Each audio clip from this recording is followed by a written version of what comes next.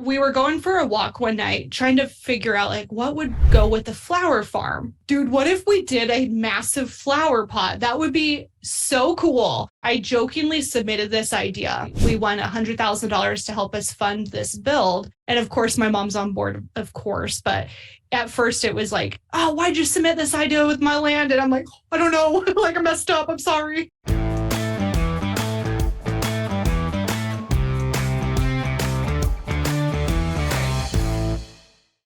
Welcome to the Real Estate Investing Podcast with Coach Carson. I'm your host, Chad Carson. You can also call me Coach Carson, and this is a show to help you get out of the financial grind so you can do more of what matters. And I am super excited today. This is a fun episode. They're all fun, but this is particularly fun because I have my friend Whitney here with me, and we are going to talk about the Idaho flower pot house, which is the most unique idea I've ever seen for an Airbnb house. And we're going to get into it. We're going to talk about the numbers. We're going to talk about the story, the construction, which is ongoing. But first of all, let me just welcome Whitney. Thank you for being here. Thanks, Chad. I'm so excited to hang out with you. Yeah, me too. And we've known each other. We have been in a online mastermind for creators. Whitney has the podcast called the Money Nerds Podcast, which is an amazing show. You should check it out. I'll have a link to it in the podcast notes and on YouTube. But I want, just for other people who don't know you as well, Whitney, I want to get into the house and your current project. But first, let's give a little background about you, just professionally, and also about your Airbnb experience before you got to this point. Yeah, so what I do full time is I'm a financial coach and podcast host. And so my journey to getting into that career was my background was in public accounting. I did that for a couple of years, learned very quickly that the cube life was not for me. I just cannot stand it. I think I'm a little ADD. So it was something where I'm like, okay, I got to get out of here as quickly as possible. But I love numbers and finance and all of that kind of stuff. So what I was doing on the side was I was helping people create plans for paying off debt. Like I had my own debt-free story, paid off $30,000 in 10 months and was helping people with that. And at that time, it wasn't really a career path to be a financial coach. It was either CPA or CFP, and that's pretty much it.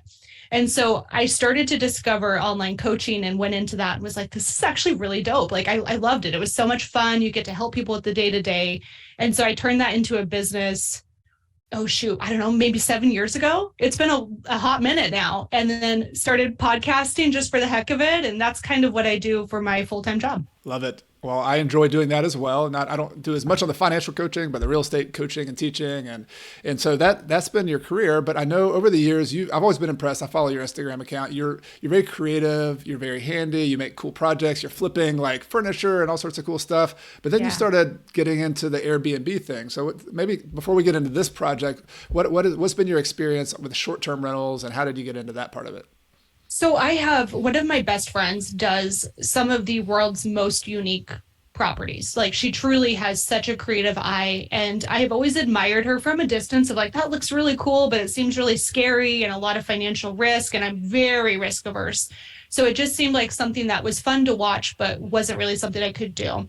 And so what started me into real estate investing was I bought my first house when I was 19. House prices were very different. So if anybody hears this is like, must be nice. Different time for sure.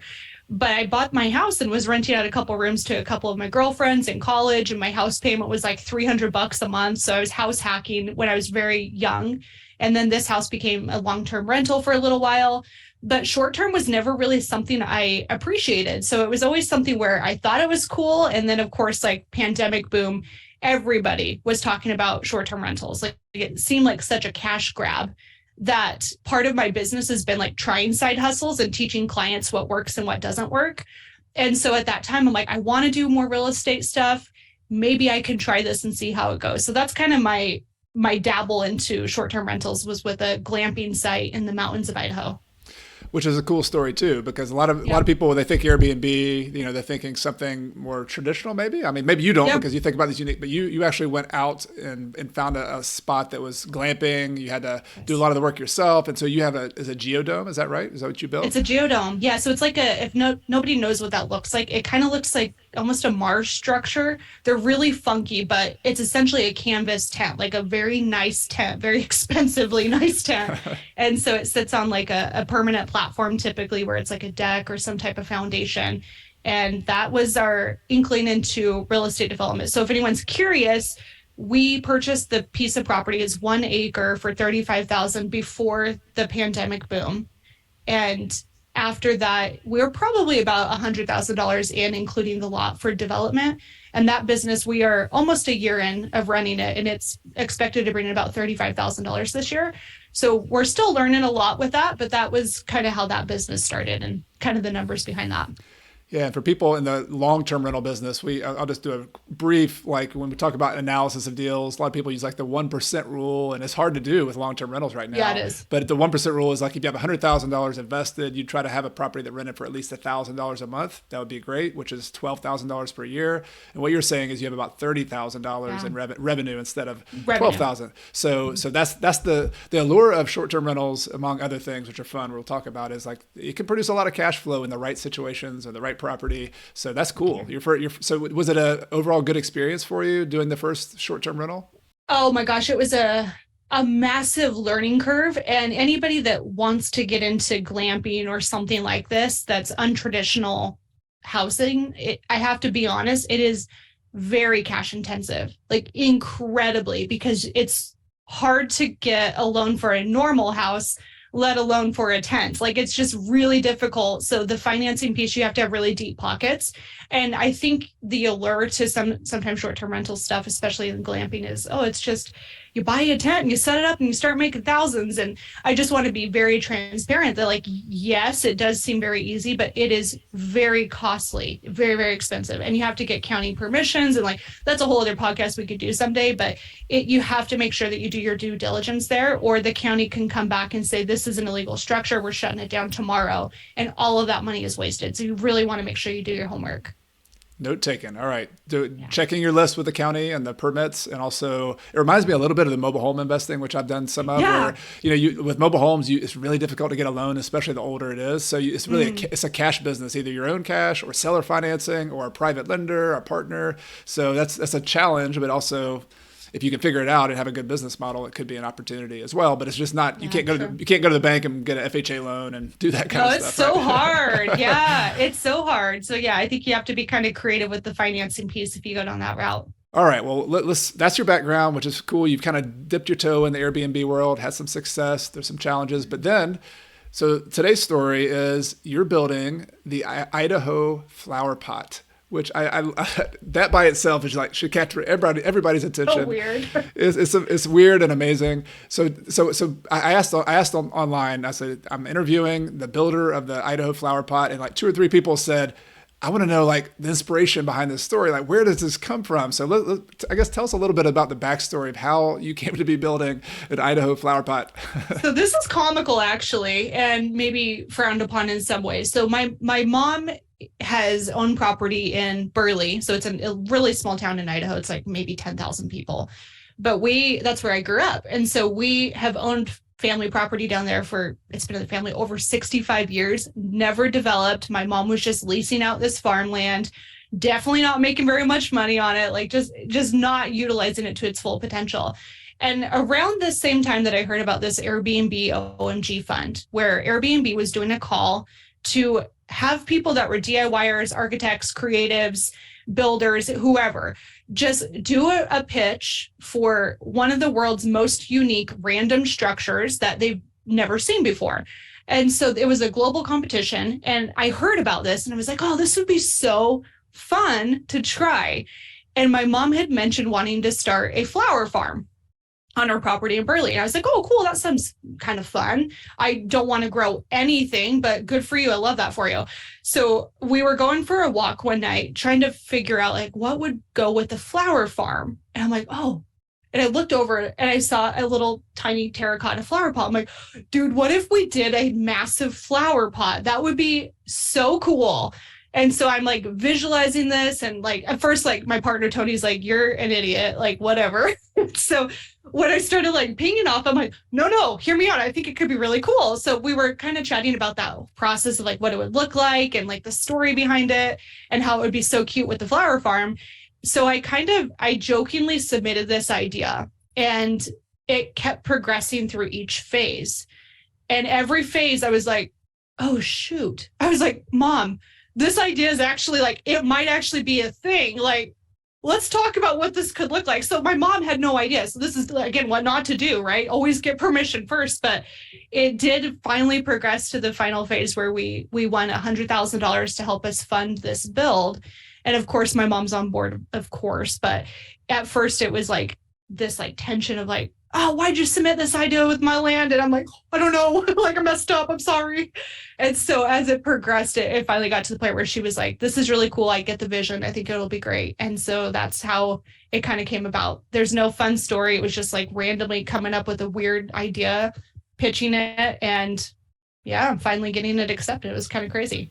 Well, it seems like probably every brilliant idea in history had a friend who probably said, "You're an idiot. That's crazy." Like that. So I love that response. I love that response. So if you're a creative person out there and you're thinking like somebody's putting your idea down, don't push that off yet. It might be okay still. Totally. So that's really cool, and I want to get into like the partnership and how you've built this together, which I think is so cool. Like having a family business as well. But I love to.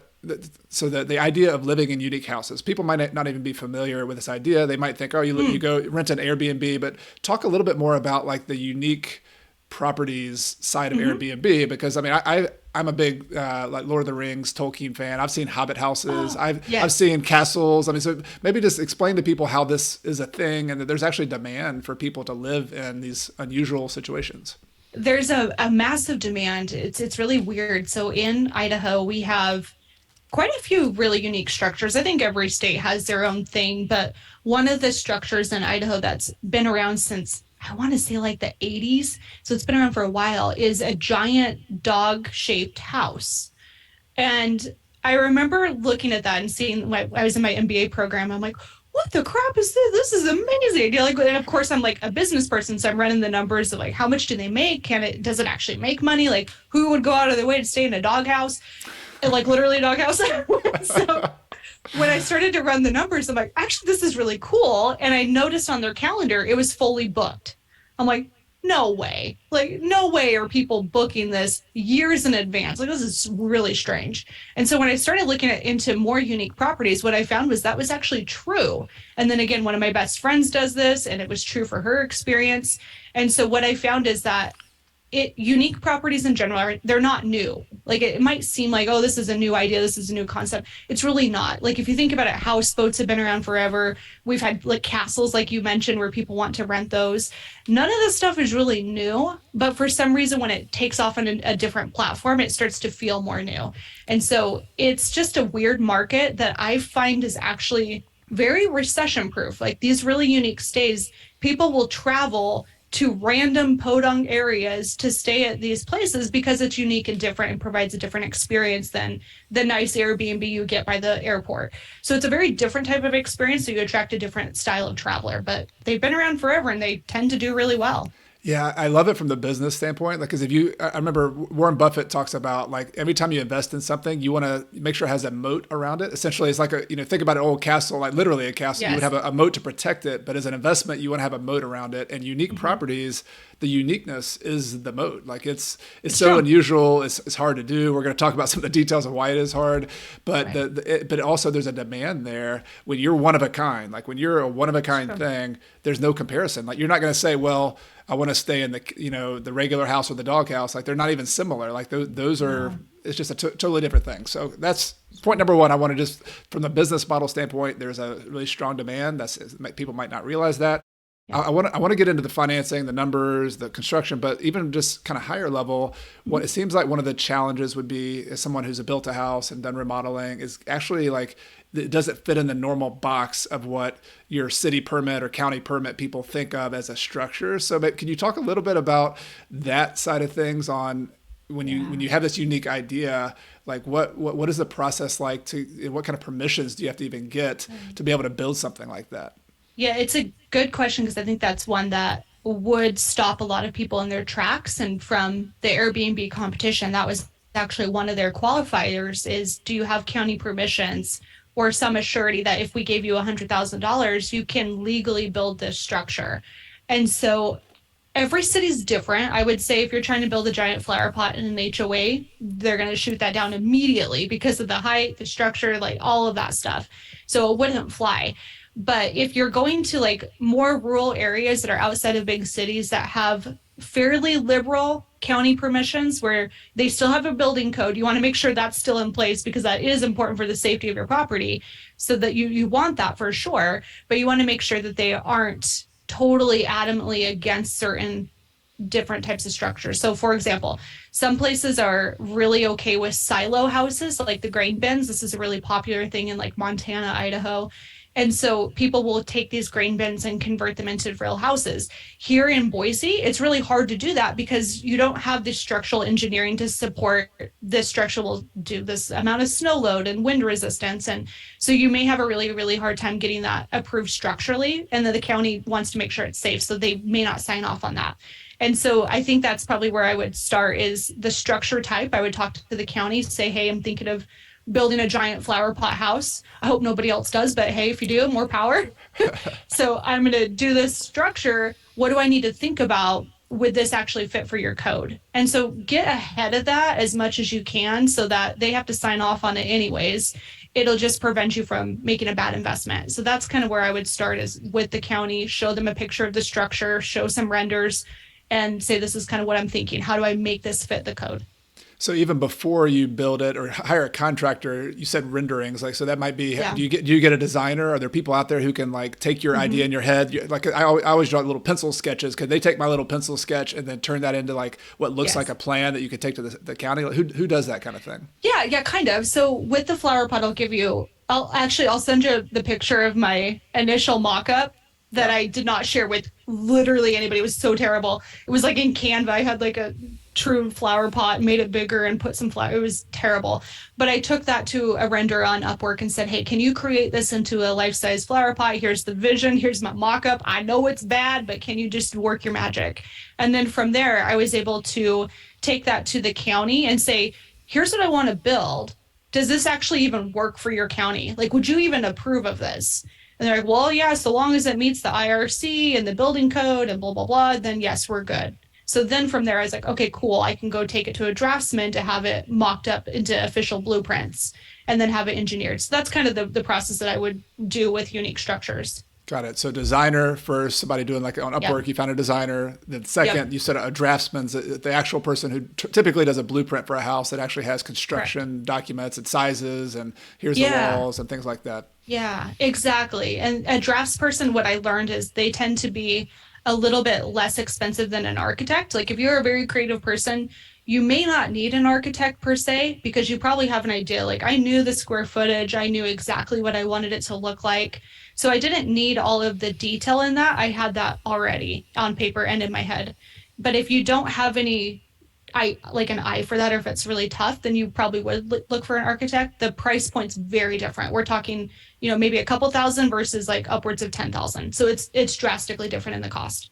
Right. And finding an architect who is, a lot of them do bigger projects. So if your project might be kind of small fish and you got to find Yep, the right totally. one. So yeah, get it. Okay, cool. So that kind of gets you started. You applied for this award using your kind of drafts.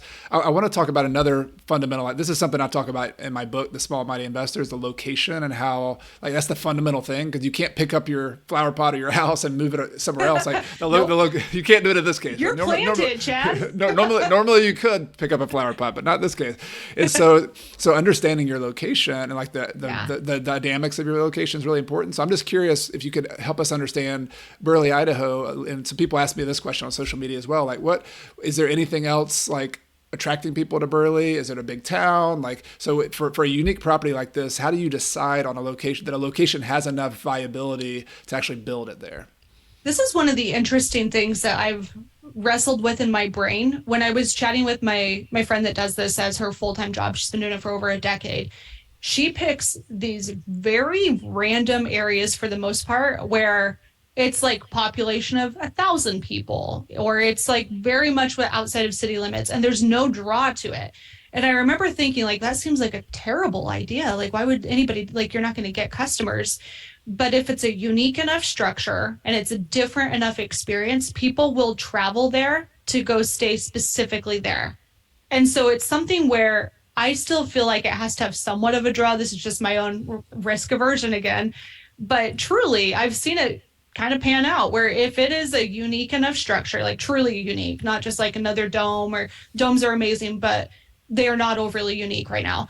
And so if it truly is a cool different structure, people will travel to go there, even if the area is a little like meh. Like it's really strange, and it is the exact opposite of what you would think, but it does kind of hold true. But Burley specifically is good. It's right off of a highway, so it's like a big stopping point between 3 hours from Salt Lake, 2.5 hours from Boise. So it gets a lot of traffic from highway people, which I don't think are my customers, but it also has City of Rocks, which is like world renowned rock climbing. So it has some things, but truly the draw is the flower pot. It's the structure. And it seems like that, what you said, 2.5 hours to Salt Lake, 3 hours from Boise, or the other way around. That Yeah, people can do a weekend trip with that. That seems like, exactly. 2 nights, 3 nights, not a problem. Let me get out of town, go Yes. stay in the flower pot. So that's, if it were 10 hours in the middle of nowhere. See, I don't know. I'd be curious how far people would travel, but that makes sense to me. That I'll test location. that someday and let you know. All right. Yes. I really am kind of curious. Push the limits. Okay, so we talk. So location is important. Burley's Yeah. got that. The other benefit, you're out. The properties are usually a little cheaper in the rural areas. That's Yeah. a benefit. So let's talk about the land a little bit. I know you. It's so cool that this is your family's farm for years. This is your mother's property. She was thinking about doing a flower farm. Was there anything else you needed to think about in this case with the lot, with the the a well? I mean, talk about the land itself before you actually built the house. Like what you had to think Yeah. about with that. Yeah, so all of the utilities had to be brought to the lot, and thankfully it's rural Idaho, but there's also a lot of properties with wells and septic tanks and all of that stuff, and it's the flattest piece of ground you'll get. It's like pretty much Iowa.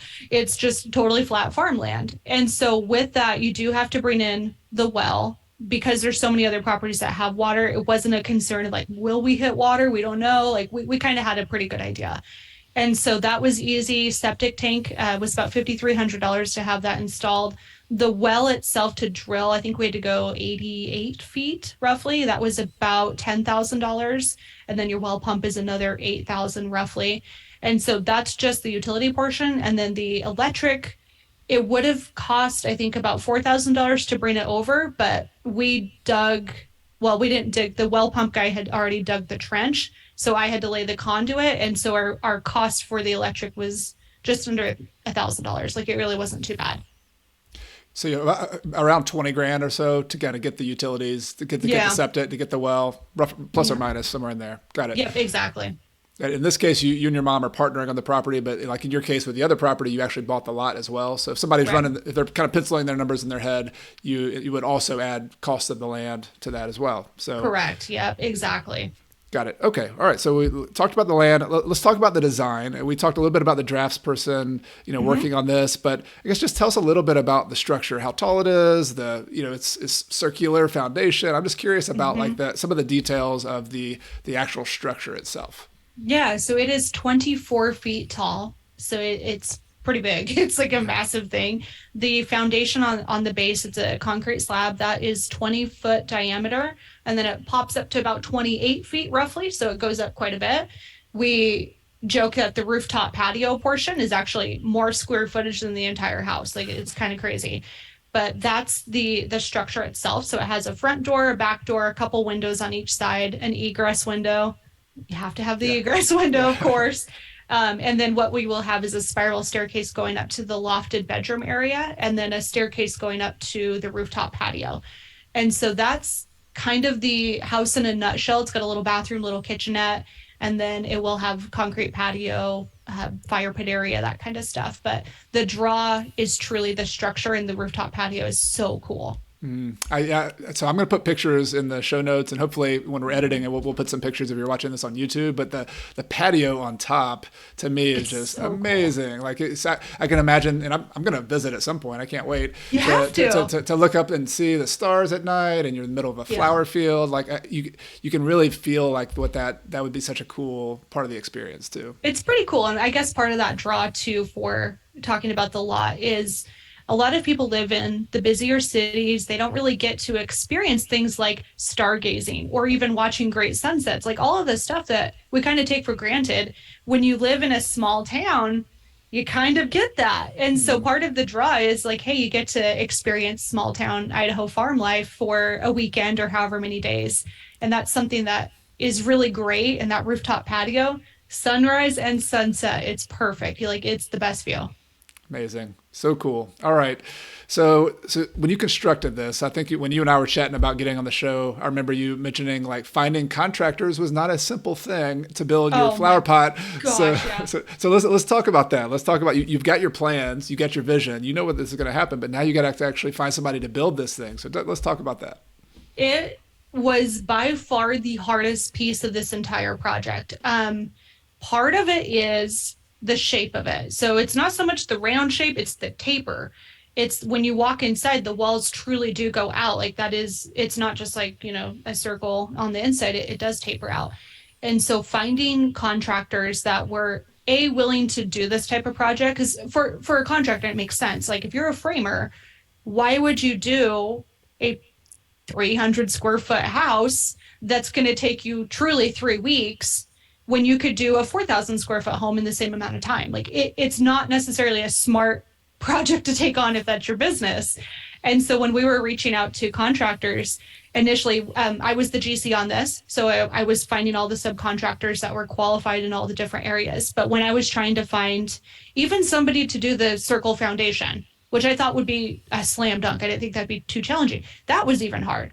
And so the framing, I think, was the most difficult portion, is finding somebody that was a very skilled framer that could take on unique projects.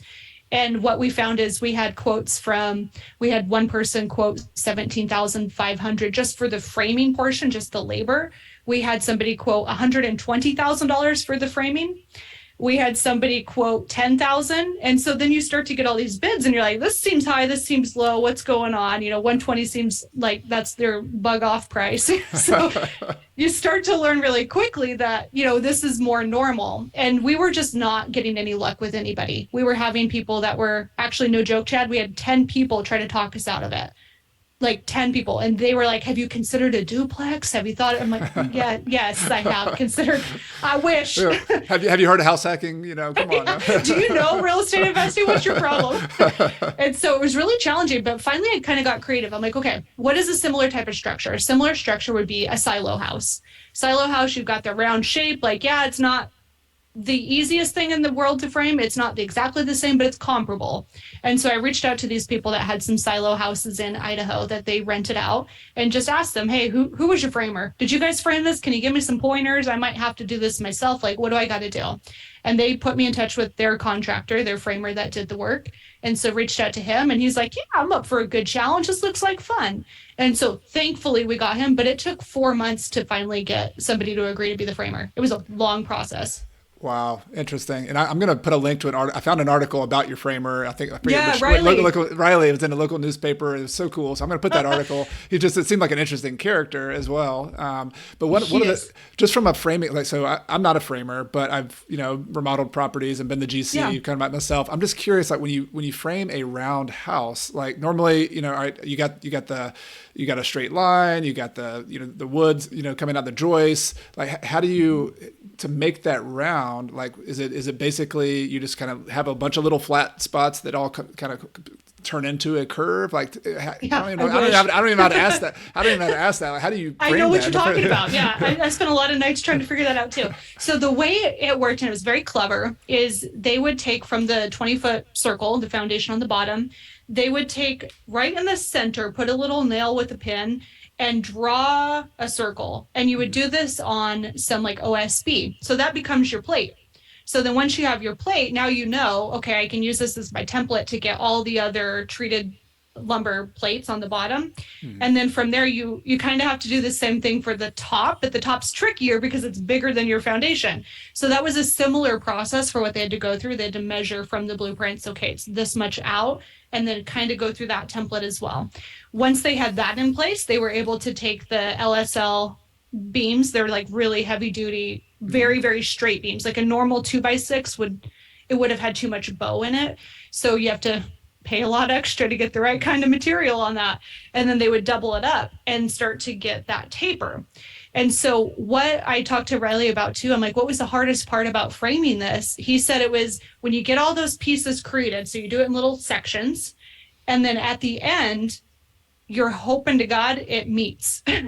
So he said that was the hardest part, was just making sure that when you started to set up each of these different sections, it all met into a perfect circle. Got it. So to help people visualize this, your Instagram channel is great for that. So I'm going to put a link to that so people can check out the flower pot, because you have along the way as you're building this, you have pictures, and there's one picture showing exactly what you're talking about, where there's the framing without any wood, without any wood walls, and then there's the OSB or whatever the material was for the walls that kind of filled it in, and so it did meet. It met, and it worked out. And it's crazy. I'm just amazed. It's so much fun to see how you do the details of building something this circular.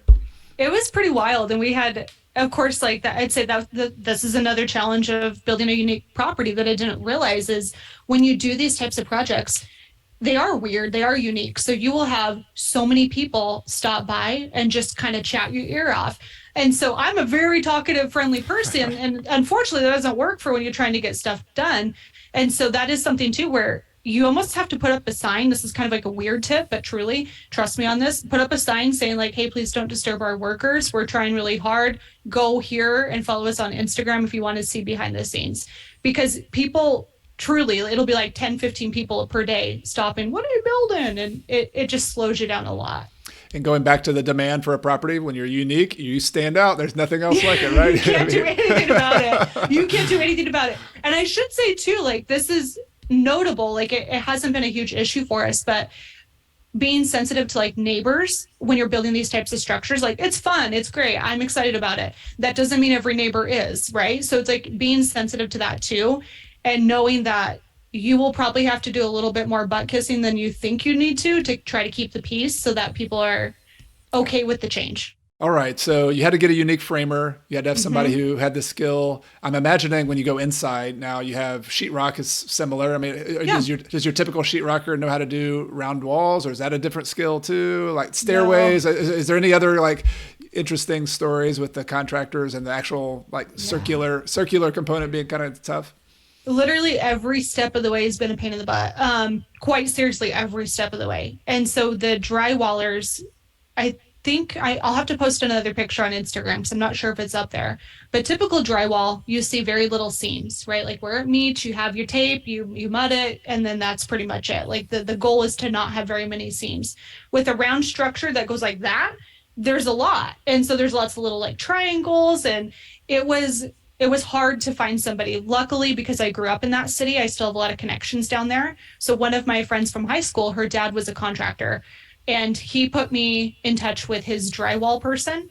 And so they were hesitant to take on the job because it's taken them probably about 3 weeks to drywall a 400 square foot house or whatever it is. And it's tough. Like it really is tough. So it took a while to find somebody to do that. Insulation was easy. Like they did the blow-in insulation. So that wasn't too difficult. But part of the challenge with this type of project where it leans out is setting up scaffolding so you can actually reach the wall. Because if you think about it, you have a ladder, but the ladder still won't reach out. It goes another 8 feet out. And so it was tricky. It was like kind of sketchy actually seeing some of the stuff they had to do to reach. It made me a little nervous. I get it. Well, the devil's in the details, right? So I love hearing, not for your case because it's hard, but like for people to appreciate how unique a property is. It's not easy. And so some of the other details I love, and this is again on your Instagram channel, people can check it out. But one of my favorites was when you had the video of some of your finishings, and one of the particular ones was your root chandelier. And so, so everybody imagine you got this flower pot. The plants are on the top of the flower pot and where the patio is, but you got to have roots down inside the flower pot. And so the chandelier that in the concept was going to be these beautiful roots that had lights on them. You talk about in the Instagram how you wanted to replicate that. Maybe you could tell that story about how you're actually recreating that chandelier. I'm so glad you picked up on that because sometimes people see that they're like, that's just a cool like light fixture, great, but they don't quite understand. I'm like, no, it's like roots coming through, get it? Like, so yeah, when we were visualizing what would be cool, what would be kind of amazing, what would be really unique and fun for this type of house, everything on the interior is designed intentionally. Like it's dark brown walls, like soil.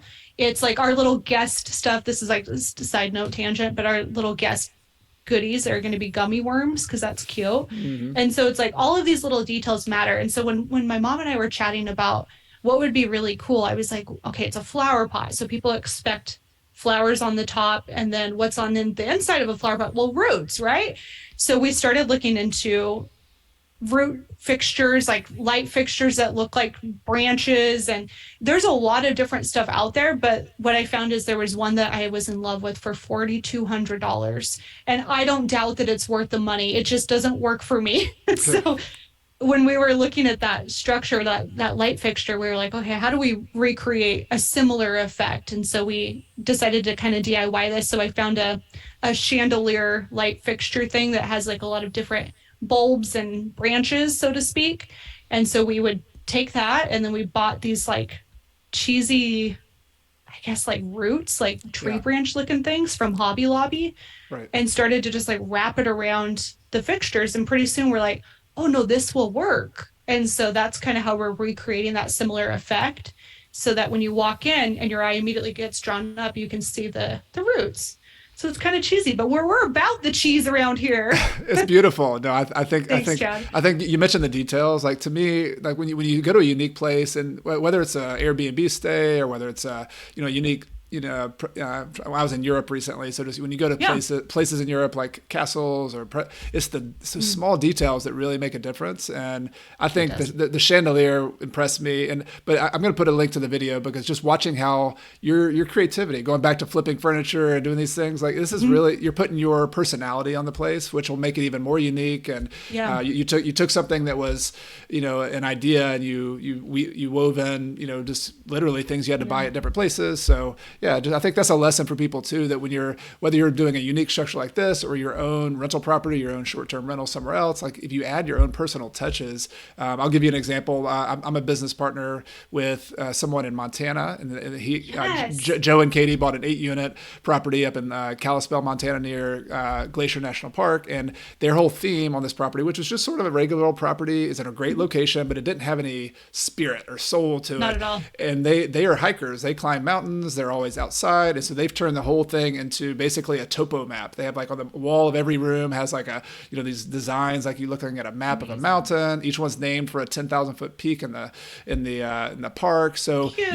you walk in and you feel like, okay, like it's got some soul to it. And that, to me, you've taken this to a whole nother level. But it's such an important, maybe you could speak to that, maybe because I'm not in the hospitality business, but you really have to have an experience for someone when they walk in. And so maybe you could talk about how important that is for people who are going to be staying in these kind of properties.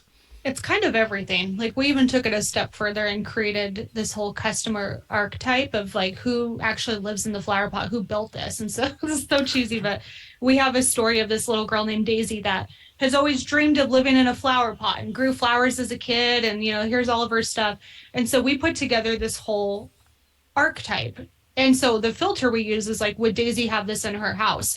And if you think of like Disneyland, it's kind of similar. Like when you're creating these like really weird experiences, people want to feel almost immersed. Like what a letdown if you just walk into a flower pot and it's all shiplap white, like, like cool, that's still awesome, but it's not the same.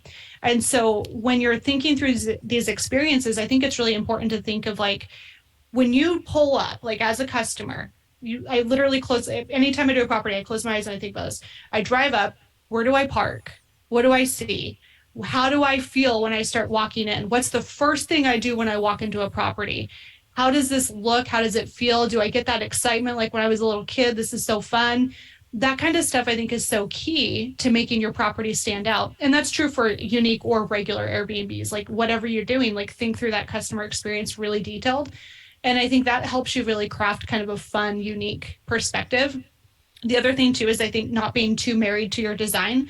When we were doing our Geodome, I had this like perfect vision of exactly how it was going to look. And once I started working there and like staying there every single day, I started to realize like actually the bed placement's better here, because if it's here, you can stargaze from bed. And I thought I wanted this, but actually it doesn't really make sense. Like the flow doesn't really work. And so sometimes when you're in the property, those ideas kind of come to you as well. And I fully expect that will be kind of part of it with this too.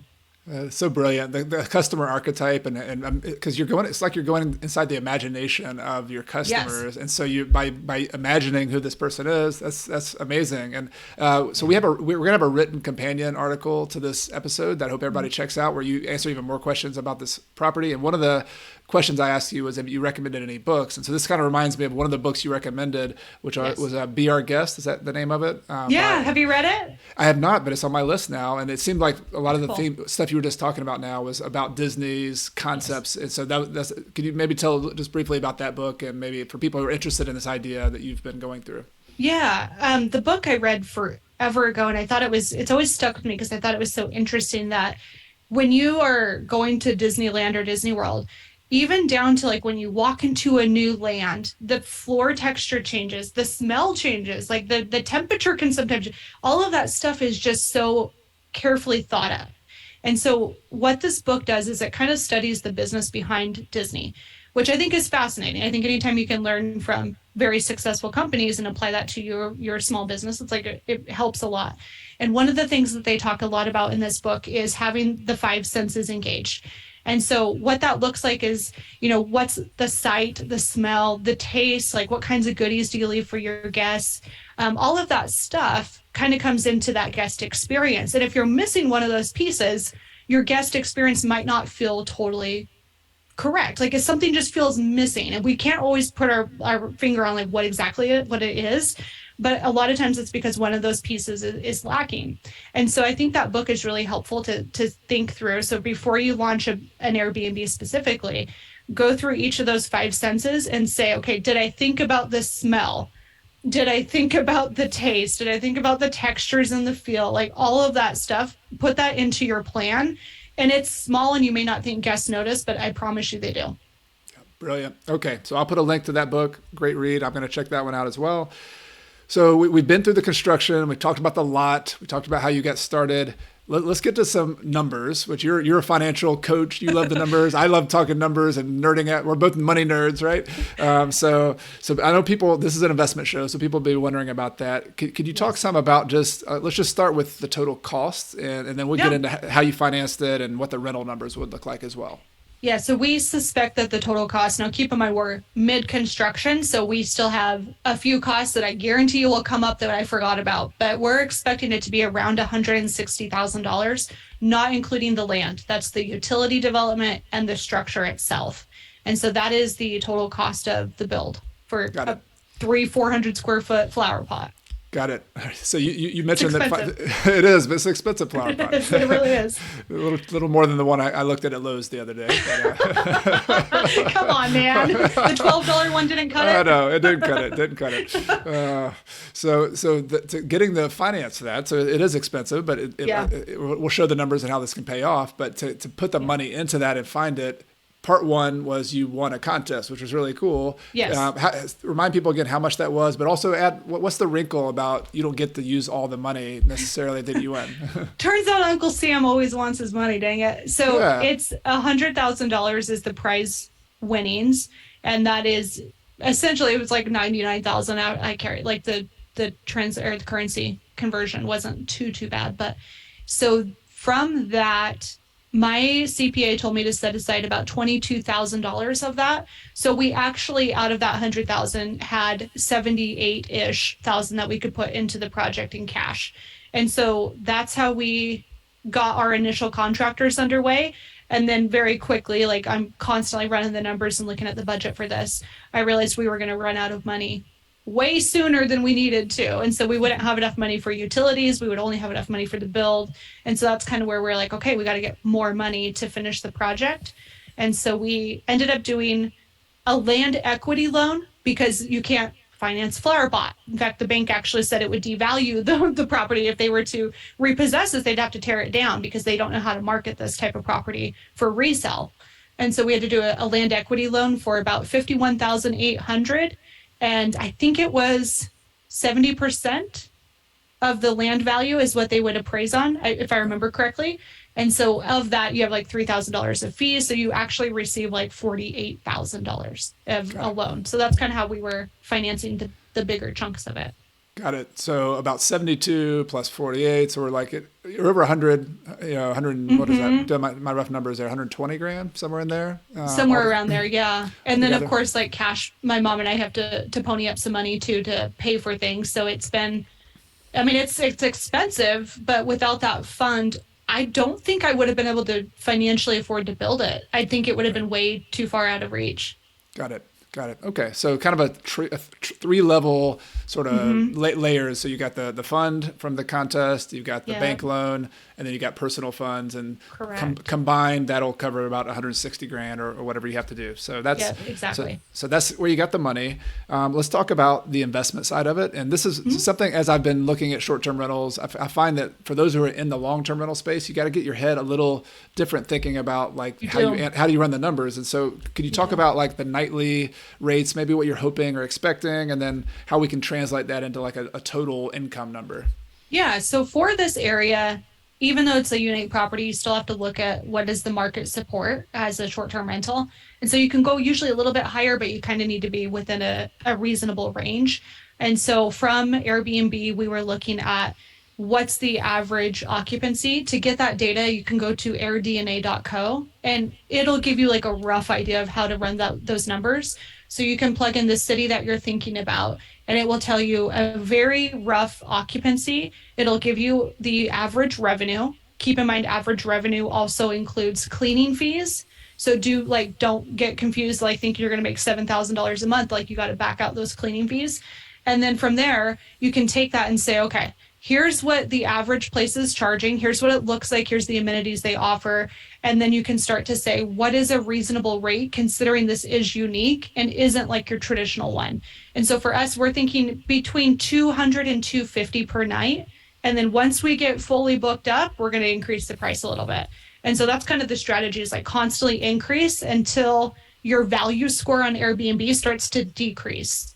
When it starts to get like maybe some fours, then you know, okay, this is actually truly what the value score supports. So if I go higher than that, it's going to hurt the ratings a little bit. So it's kind of like a trial and error where you start to see what the market will support. Interesting. So you start off with like a kind of running your own numbers using AirDNA or Airbnb by Yeah. looking at comparable. Although there's no other flower pots, you can look at other rentals and say, okay, that was 150 a night. I think mine's, you're kind of guessing. And Yeah. is there a way to have an educated guess? Like, is it 50% more, 20% more, or do you just have to say, roughly 200 to 250? Like, how do you kind of It's kind of figure both, that? honestly. Yeah, So yeah, it depends on your structure. Like if you're doing something like a geodome, for us, it was pretty easy to get different comps because we were able to look at the domes category and see what are comparable domes that are off grid. What do they charge per night? So that was pretty easy. With something like this, it's also really not that difficult. We have the big Idaho potato here. We've got the dog hotel. We've got all of these different unique structures where, yes, it's not the exact similar one, but it gives you kind of a rough idea of what you can charge. So to translate that, that's a nightly rate. Is it? Do you assume you have it eventually rented 100%, so 365 days per year, or is there a kind of a rough rule of thumb where you're like, okay, this many days per year is what I estimate? Is it a third, Yeah. two thirds of the year, half the year? Like how do you how do you get that in your head about the number of days rented? That's a tricky one. That one is a little tougher because I think it depends on your personality type too. Like you should always air DNA, it'll give you a rough occupancy rate overall for that area. So it'll tell you like in Burley, Idaho, 65% occupancy or whatever it might be. And that's like over the course of a year. So every month is going to be slightly different. But with the occupancy rate, a lot of people overestimate how much they're going to be booked. And I see this a lot. They're like, oh, if I just did this geodome, it's going to be 75% of the time rented. I'm going to make 5 grand a month. Wham, bam, thank you, ma'am. Like it's not quite that easy.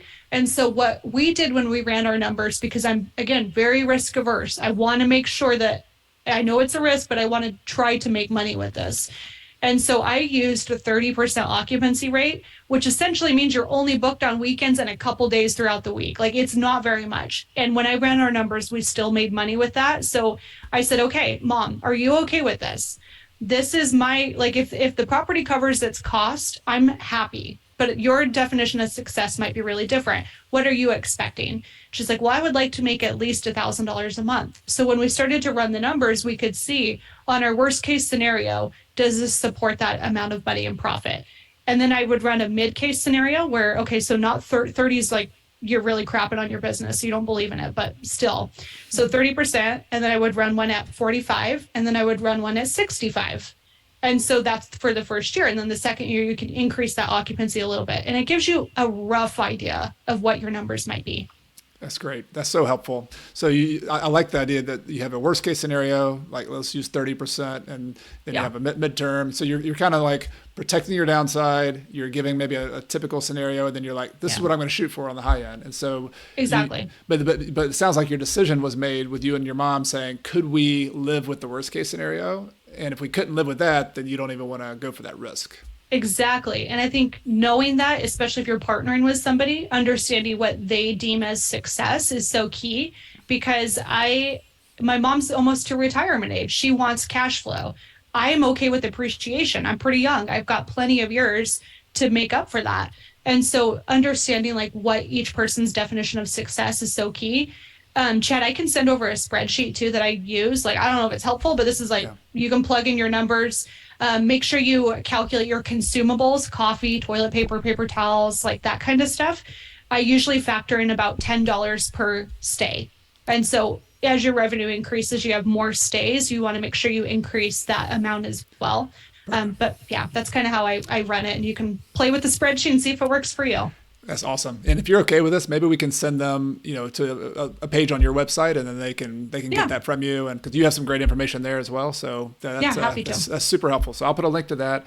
And so just to kind of wrap up the numbers. So you start with the nightly rate, you estimate kind of rough numbers on how many days it's going to be rented. And from what you told me ahead of time, like 40, your estimate, when you multiply those two out, you had like 45 to 50,000 a year was kind of the number you estimated might be the likely scenario for how much gross revenue that you would collect. Is that about right? Yep, that's about right. And then from there, if you're trying to figure out like back of the napkin, what are your fixed expenses? This depends more on like how much of a financing piece you have, how quickly you're trying to pay back the loan. We're on a 5-year plan to pay off our $51,000 loan as quick as possible. So we're not going to really be taking much profit for a while. So because of that, you can start to factor in like what is your expenses. I have found for both the dome and probably for the flower pot, about 40% in expenses is what I'm seeing to be about right. So that kind of gives you a better idea of what to roughly plan for.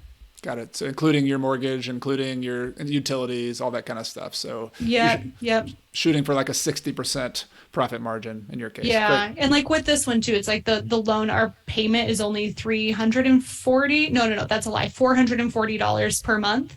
And so that's how much it is. And then we're going to be paying probably about $1,500 extra on principal each month to get it paid down. So that's kind of how we're running the numbers. So we're going to be poor for a little while with this, but that's part of it. I'm with you. I love paying off debt as well. And everybody who listens to this knows I'm kind of in the real estate space. I'm the person saying, hey, you should pay off some of your debt. Like, what are you doing? You do that. You've been doing that for years. You've been paying off debt. But like the kind of summary of this, and I love how this is going through the details. Thank you for sharing all the details, because when you go into a property or a new business, it's always kind of like fuzzy a little bit. It's rough. You have to do some rough, but this back of the napkin math is really how I make decisions to do deals, and it sounds like you did as well. And when the bottom line though, you guessed it, like I can make around 20 grand per month or per year or something like that. Yep. That would be a success. And you talked to your mom about it. So like seeing how your thought process worked, and now like if this works out, you'll have a nice cash flow property. I didn't even talk about the fact that you have a flower farm here around it. I'm curious if that's kicked off, but maybe could you just talk about like now that you're in the process, like where is it and when do you hope to have everything kind of up and going and people living, visiting the houses, buying flowers, like where is it the project at this point? Yeah. So my mom is fully 100% owner of the flower farm. So that was something that was her passion. I didn't expect or want any interest in that at all. So that's her business. And she officially launched it last week, actually, which is so cute. So she had her first customers and it's fun. Actually, I've learned flower farming is quite profitable too. I think for the most part, it's about $25,000 per acre, which blew my mind. I have no interest or desire for that business, but it's interesting too. And so that's where the flower farm is. It's kind of currently operating. The flower pot will be ready mid-September is what we're aiming for. So that will be turnkey. We'll launch it. We'll have some test guests is what we call them. So people that come in to stay for free to give you feedback on check-in process, what was good, what was bad, what didn't make sense. And then from there, you could refine your systems before you officially open up doors. Well, good luck. That sounds so exciting. And when you launch any venture, whether it's a business, a house, a flower pot, like there's always nerves, I know, going up to it, but you've prepared so well and you've already hit some hurdles, but this is, the concept is so cool to see it from germinating and flowering and literally coming out. Blooming, yes. That's a better word. Okay. But I know everybody's going to be inspired by the idea, by not, building their own Airbnb experiences, by the details you talked about. I'm curious just for you, Whitney, like this has been like, you're in this thing, you're getting your hands dirty, doing this thing literally. Like is there anything next for you in the Airbnb space? Like, do you have visions for what's the next project? Oh, I'm hooked. I foresee me doing this for a while. I just think it's so fun. And my next project will likely still be in Idaho. I'm trying to stay within my own backyard, so to speak, because I'm starting to see the new, like I had to drive up to the dome one day, get a bat out of a wood stove. And like, there's like all these like crap where it's nice to have it close-ish to you. And so I will likely always be doing some projects here in Idaho, but I'm currently planning my next one and right in the middle of the flower pot, but this is how my brain works. So I think that's what I'll do, is just always unique properties that are something that is, yes, always expensive to build, but still underneath that $200,000 mark. That tends to be my goal. So that's kind of what I'm working towards. Love it. Well, I'm going to keep up with what you're doing. And I know everybody else is going to want to keep up with you. I've already mentioned that you are a podcast host, the Money Nerds podcast. So I hope people will check that out. But can you let people know if they want to stay in touch with you, if they want to follow you with the Idaho Flower Pot, like where's the best way to connect with you online? Yeah. So for the flower pot itself, the best place is probably at Idaho Flower Pot on Instagram. I share a ton of behind the scenes and little sneak peeks and whatnot. If you want to see more general Airbnb tips, I do share a little bit of that on my business Instagram. It's at Whitney_Hansen_co. And occasionally I do solo episodes where I dive into lessons learned with Airbnbs, the good, the bad, the ugly, on the Money Nerds podcast. So excellent podcast. I love following it as well. So Whitney, thank you for being here. This has been so much fun, and I can't wait to see it open and actually come out to Idaho at some point and stay in the flower pot myself. I look forward to it. I'm so stoked for you to come stay. When you do, let me know, and I'll make sure to set it up extra nice. All right. I can't wait. The gummy worms, my kids will really want some of those gummy worms. So that'll be perfect. I'll leave them some extra. It'll be great. Sounds good. All right. Have a good one, Whitney. Thanks. Thank you. You too. I hope you enjoyed this episode with Whitney Hansen about the Idaho flower pot. I think you could tell I had a lot of fun digging into the details. And I know this is a niche topic, but I think it's so relevant to us as small and mighty investors. And it might be that you're a short-term rental person doing Airbnbs, and there's so many tips and little nuggets of wisdom that Whitney shared about understanding your customer experience and the 5 senses, and whether you're doing a flower pot or just a normal apartment, making that an experience for your customer. I thought that was so valuable. But also, even if you're not doing short-term rentals, this applies to whatever business you're in. Long-term rentals, whether you're doing a property management business or really anything, these are just some business principles. So I think that's my goal as a podcast host, is to bring in unique stories, interesting stories, things that I'm interested in asking about, but the nuggets we have to pull out are how we can apply the principles. And all the principles of everything I wrote in The Small and Mighty Real Estate Investor were there, from finding the target location to running the numbers to working with a team and finding contractors. So I was just checking those off the list, that the principles are always there. And our job as a real estate investor is to find stories that inspire us, but also little nuggets that we can model and apply for ourselves. And so if you'll stick around next week, the next episode of the podcast is going to be another unique story or unique niche within real estate investing. We're going to talk about ADUs. That stands for accessory dwelling unit. And in a time where, especially on the East Coast and West Coast, the big cities, prices are going really, really high, this is a very interesting opportunity to be able to rent properties or construct accessory dwelling units on existing lots. In some cases, you can get one additional unit that you can rent. In other cases, like we're going to talk about next week in San Diego, you might be able to build dozens of accessory dwelling units on one lot. Depends on your local zoning, depends on your local laws, but we're going to get in and take a deep dive with someone who's become an expert in really applying this of building rental properties out of accessory dwelling units. So stick around. Hope you'll join me next week for that episode.